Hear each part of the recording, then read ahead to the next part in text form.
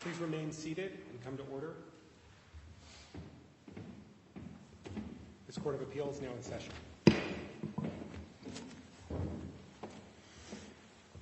All right. Good morning. Welcome once again to the Court of Appeal. We're now prepared to call actually 3 consolidated cases for argument. And this would be Richard Lewis Brown against William Hall and others, number C099488. Also, Richard Lewis Brown against William Hall and others. This is C101465. And finally, number C102417. Once again, Richard Lewis Brown against William Hall and others. All right. Mr. Brown, would you like to step to the podium, sir?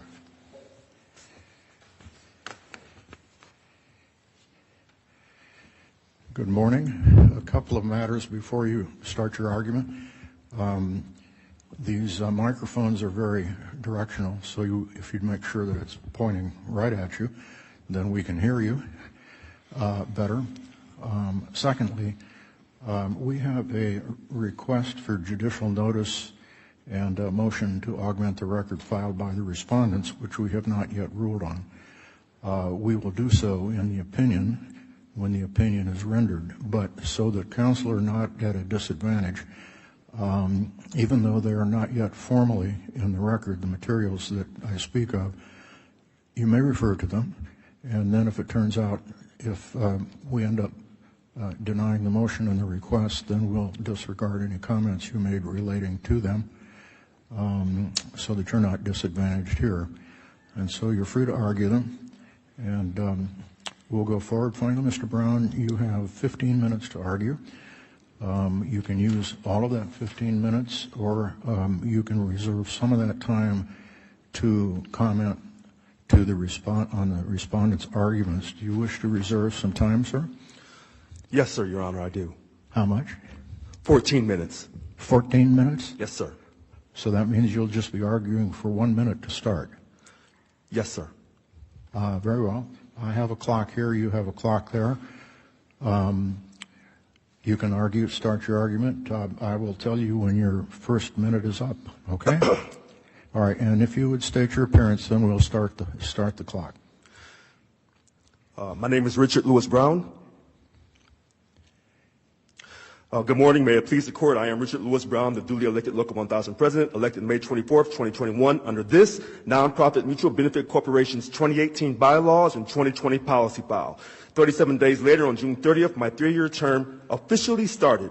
37 working days later, on August 19th, the respondents requested a special board meeting to strip me of all presidential powers and transfer these powers to the legal chair of the board. Violation of California Corporation Codes, including 7150, 7151, and 7813. The respondents, on October 17th, without my required approval, despite explicit written warnings, the respondents grossly abused their authority and still held their requested unlawful meeting instead of obtaining a court order, Code 7515. This unlawful meeting also violated other numerous codes, such as 7211, along with the 2018 Bylaws and 2020 Policy File. The respondents failed to present their proposed unlawful board meeting request to the lawsuit to the entire board for Code 7710. Instead, they filed it on January 12, 2022. There is absolutely no evidence of membership suspensions by me. Thank you, Your Honor. All right. Thank you, Mr. Brown, for your opening remarks. We'll turn to the respondents.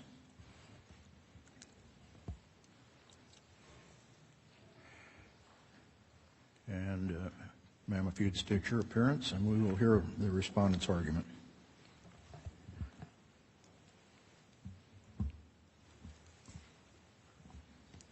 Good morning. Good morning.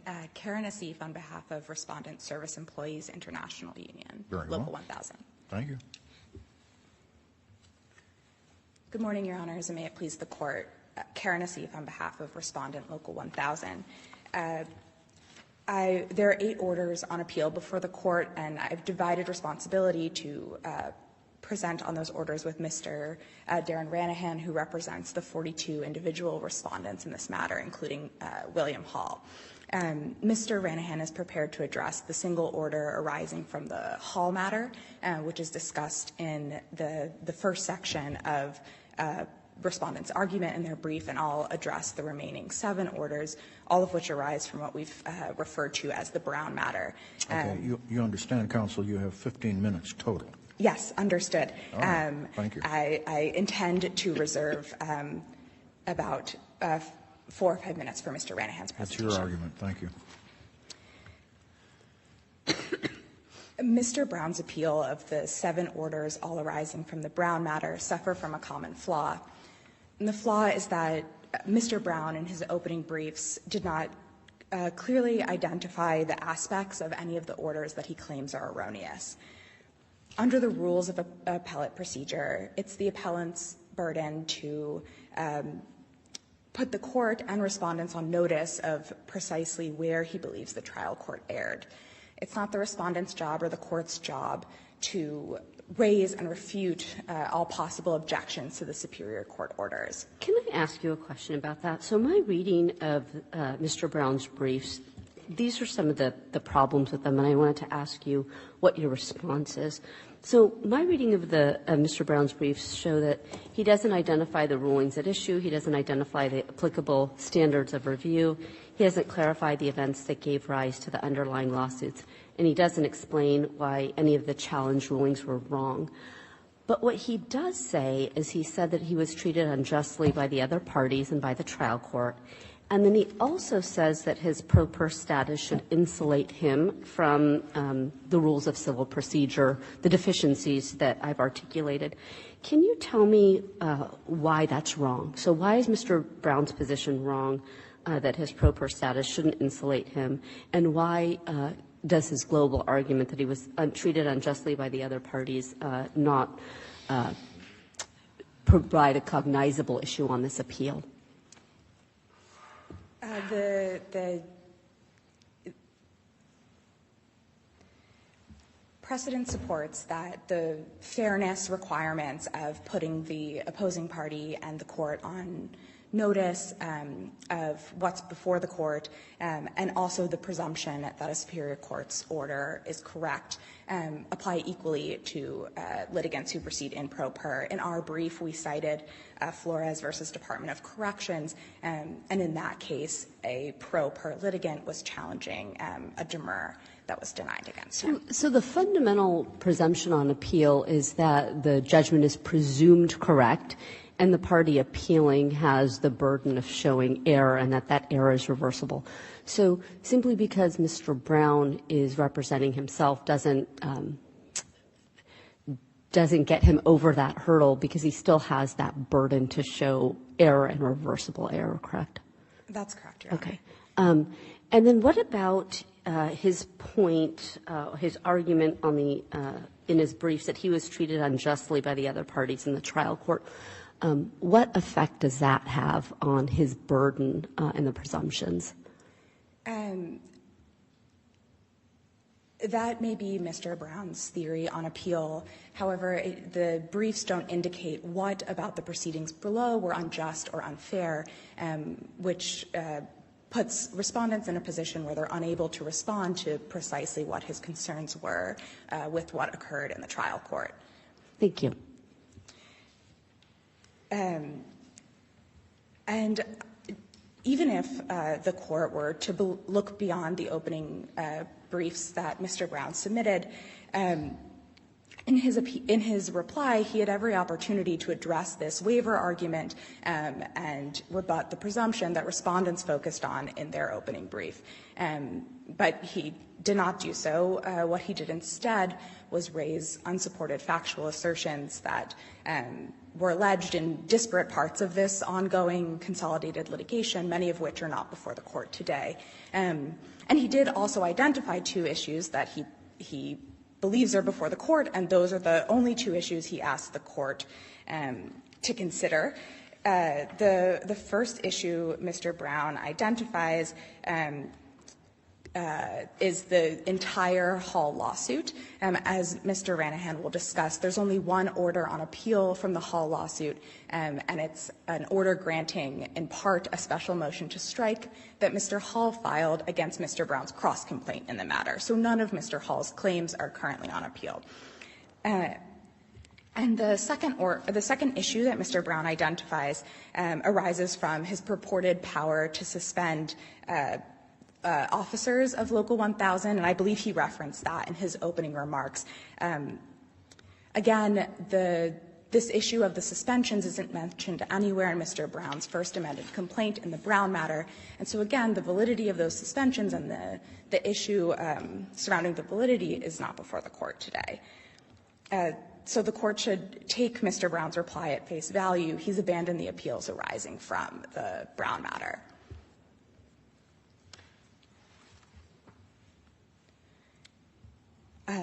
And if the panel has no further questions on any of the orders arising from the Brown matter, I'll cede the rest of my time to Mr. Ranahan. All right. It appears we do not. Thank you.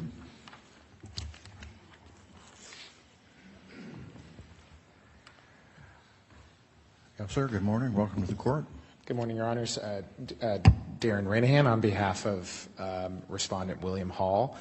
As Ms. Nassif mentioned, I am here only to address Mr. Hall's anti-SLAPP motion challenging Mr. Brown's cross-complaint in the original Hall litigation. The papers address our main points. As with the matters Ms. Nassif addressed, the fundamental flaw in Mr. Brown's appeal of Mr. Hall's anti-SLAPP motion is that he doesn't address it. There's no discussion of the anti-SLAPP statute, let alone why it doesn't apply to his cross-complaint. This forfeiture is on top of his forfeiture at the trial court where he did not oppose the motion. So Respondent William Hall has nothing to respond to.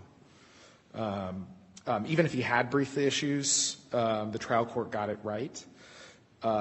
His supplemental brief on pages 12 and 16 and reply brief on page 10, as well as his opening remarks, indicate that the only conduct of William Hall that he takes issue with are his convening of a meeting to hold a vote and his filing of a lawsuit in January 2022.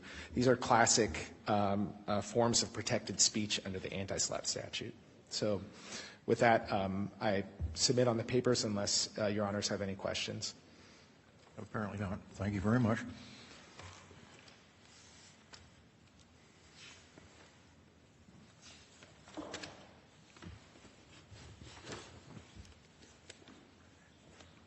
And do we have the clock running? Oh, okay. All right. We've heard from the respondents, and Mr. Brown, you have almost 14 minutes, sir. All right.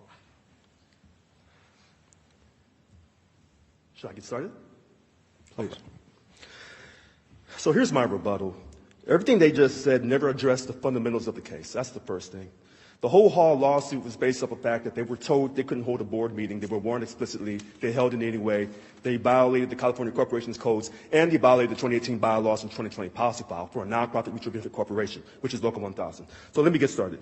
First, the very union I was elected to lead refused to identify me per Code Section 7237, leaving me without resources to obtain counsel. However, Puckett versus Cox, a pro se pleading requires less stringent reading. In Conley versus Gibson, pleading is not a game of skill in which one misstep may be decisive. I want to be clear. Some of my state appeals and federal complaint were not denied on merits. They were denied on technical procedural grounds. But to address what the judge said, I'm in pro per. I should not be held to the same high standard. When it comes to violations in this country of laws, we must respect the laws. So, Mr. Brown, let me pick up on that a little bit. So, the fundamental precept on appeal is that the party bringing the appeal, so that's you here, has the burden of showing error and then showing why it was prejudicial. And you also have the burden in your briefs of bringing forth the law that shows why there's error and why that error is reversible. The reason for that is a couple things. One, it's fairness to the other side, so they know what to respond to. And then two, it's also to let the court know what it should be looking at in terms of your arguments. So it's not that you're being penalized in some way for being pro per. It's that we can't adjudicate the case properly unless you bring forth that information, and your friends on the other side can't respond to your arguments unless we have that, they have that. What is your response to that? My response to that is the anti-SLAPP and demurrer statutes were never intended to shield illegal conduct. That's my first response. The second response, when they stated that he never responded to our respondent's brief, my question is, everything that I wrote in my opening brief without the help of AI, they never responded to as well. So when they filed their lawsuit on January 12, 2022, they were warned, you cannot have this board meeting because you didn't petition me correctly according to the 2020 policy file. The 2018 bylaws, sections 4 and 5, 2020 policy file, sections 3, state only the president of Local 1000 can call board meetings. They did not do that. They could have gone and got a court order, 7515. Instead, on January 12, 2022, they said, we want Richard Lewis Brown removed, and so they applied under 7223. Then they abandoned that after the 3 statewide vice presidents, who were also some of the respondents, were suspended on February 25, 2022. They responded 2 days later in retaliation and suspended me, even though they were only suspended of their official duties under 7341, and they were warned on October 7, 2021. What they're doing, ma'am, Your Honor, is deflection. Because their whole rebuttal, or should I say, their whole speech today, they never talk about the 2018 bylaws and the 2020 policy file that govern our organization, Local 1000, and we fall under the California Corporation Code 7000 series along with some other codes. They never talk about that. Why? Because they know they're wrong. Now, I have my speech here. It's kind of long, and I go into more details, but I really don't have to read it. If you want to know the truth, the wrong person won the election in 21, and they had to run me out. That's what this case is about. This is not about what's right and what's wrong. This is about politics. Unfortunately, do we want to apply the law, or do we want to let Richard go? Because if you allow them to get away with this and remove me from office, then you're telling every member in this American society, your vote doesn't matter. We can do what we want to do. We don't care what the voters say. This is a first-class country, the country I served honorably. First class means we have laws. What difference does it make to have laws if you don't enforce them lawfully? So when you go to the airport and you say, I'm riding first class, and you show them your first class ticket, they say, well, we don't care about that. Go on back and coach. That's what this is about. So my opening brief, I'm laying it all out in detail. And then they tell me, you gave us too much detail. Then in my reply brief, I try to make it simpler. The fact is this, they're wrong in what they did. Bill Hall's whole lawsuit, he says, I can call a board meeting. No, you cannot. 7211, parentheses A. It says, unless the articles of bylaws tell you something differently, then a board chair, the president, a vice president, secretary, or 2 directors can call a board meeting. In our bylaws, section 4 and 5, only the president can call board meetings. Policy file, section 3, only the president can call board meetings. Only the president can run elections. Only the president is the chief negotiator unless he or she designates to someone else. That's what it is. But when the law is not on your side, then you need 3 well-seasoned attorneys, Mr. Rothler's not here today, to come and fight to support your gross abuse of authority. So when they filed their lawsuit on January 12, 2022, they were trying to say, we don't care what our bylaws say. We don't care what our policy file says. We're going to run Richard out of here. And we're going to hire lawyers that's going to support us. And that's why they cannot talk about the 2018 bylaws. They can't talk about the 2020 policy file. Mr. Brown, would you argue to the court, I'm sorry, please, and but not to I just, counsel? the reason why I'm looking at them, because they know that on righteous ground, we're a country based on laws. Now, unfortunately, in our country right now, sometimes we enforce certain laws and sometimes we don't want to enforce other laws. I understand that politically. And if we're going to make a political decision, then fine. But on the law of the corporation codes and 2018 bylaws and 2020 policy file, Bill Hall's whole entire lawsuit was based off of gross abuse of authority, period. And they were warned on October 7th, 2021, if you hold this board meeting, disciplinary action may be taken against you with the possibility of you being removed from the board per a court proceeding, 7223. No, those are the facts. It's just that simple. Two issues. Was Hall's lawsuit justified? It was not.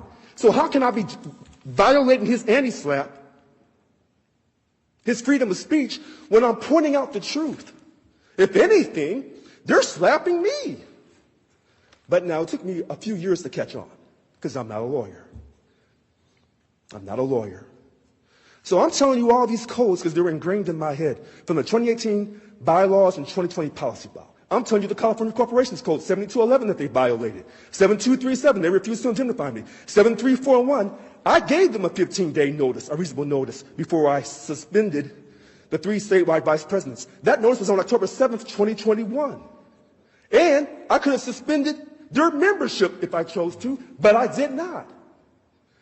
If you look at how the court allowed their opinion to be allowed in on their March 4th, 2022 legal opinion, they're saying I tried to suspend their membership. There is absolutely no evidence at all that I suspended their membership. It says here, suspension of officer duties, my right as the president, because every member in this union, you run for office, you're able to be suspended. But in my case, if I can suspend any member in Local 1000, then who can suspend me other than a court through 7223 and have me removed from office? It spells it out, 9.0.03. The 3 statewide vice presidents can come together and suspend me of my official duties. But they were suspended of their official duties on February 25th, 2022. This is clear cut. Clear cut. There's no ifs, ands around. You cannot get around this. Now, one slick way, a deceptive way, an attorney knows this. We won't argue from the California Corporations Codes. We won't argue from the 2018 bylaws and 2020 policy file. What we will argue from is the civil procedure codes. But they don't govern Local 1000. But it took me years to catch on to what they were doing to me. In the lower court, Judge Kruger, he misapplied 7211. He says generally permitted. He left out the key part at the very beginning where it says, unless the articles of bylaw state differently, then you can call a board meeting under these different ways.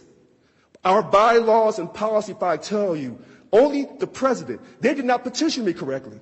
When the chief counsel sent them a letter on September 13th, 2021 saying you didn't petition correctly, they didn't care. They tried to do it again. We sent them another letter, I believe September 28th. And finally on October 7th, 2021, we sent them a letter saying, if you have this board meeting on October 16th and 17th at the Sacramento Democratic headquarters, you're going to face disciplinary action. And I tried not to do that. I tried to keep the union together. But when people are set on breaking rules and using vigilante justice, dishonest acts, telling the members that Richard's out of control, we have to run him out because I won't support Governor Gavin Newsom in his recall. This is political. This is political, and that's why I don't have to read the script, because I wanted to read the script to stay on time. But if you want to pull me outside the script and find out what I know upstairs in my head, I can give it to you, Your Honors. And I'm not mad, I'm not upset, and I respect their brilliance. But some people you can just run over and throw them off to the side of the highway. I'm not that person. I'm an American just like you. I serve this country, and I would serve again for this country and die for this country. Sometimes the country is right in some of their issues. Sometimes the country is wrong. But I was still willing to die for this country. And I said at one time I was still willing to die for Local 1000 because I'm trying to help people get a substantial pay increase for a specified period of time absent of management abuse. That fast, that's simple. I don't care what color you are. I don't care what religion you are. I don't care what your sexual orientation is. If we represent you, we're trying to get you paid, quote, maximize your shareholder value. And they didn't like that. They didn't like that. Governor Newsom didn't like that. So they sent the lawyers in from International in D.C., along with the lawyers in Berkeley and the lawyer down in L.A. to run me out of office.